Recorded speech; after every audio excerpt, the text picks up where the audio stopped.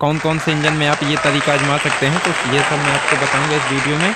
तो सबसे पहले दोस्तों, ये जो तरीका है आप बड़े वाले इंजन में, यानी जो 8 HP, 5 HP, 6.5 HP, ये जो बड़ा वाला इंजन होता है जनरेटर वगैरह, ये आप उनके लिए है ये पंप की सेटिंग।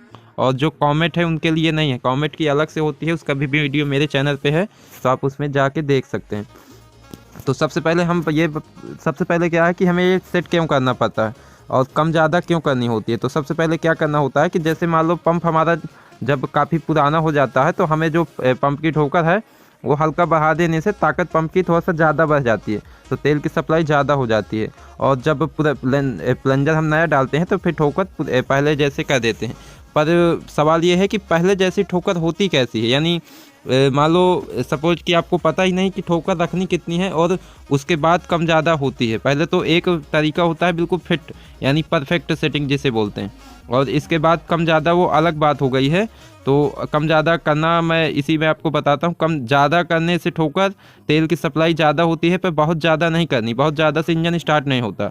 और कम करने से भी दिक्कत आती है, बहुत ज़्यादा कम मतलब जैसे कम हो गई तो फिर भी इंजन स्टार्ट नहीं होता, क्योंकि तेल की सप्लाई कम हो जाती है।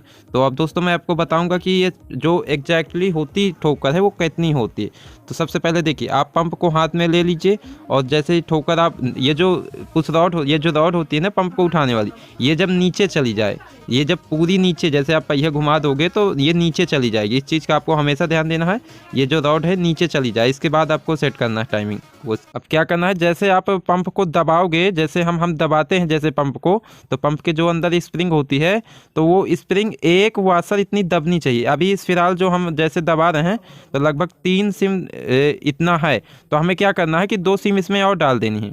हमें इसको पंप की स्प्रिंग सिर्फ 1 सिम इतनी दबे, और 1 सिम इतनी दबे ना चाहिए। आप नीचे चाहे वाशर चाहे जितनी रख दे, पर जब ठोकर सेट करेंगे तो 1 वाशर इतनी पंप की स्प्रिंग दबनी चाहिए। वो होती है परफेक्ट एवं बहुत अच्छी टाइमिंग, जिसे बोलते हैं कंपनी की टाइमिंग।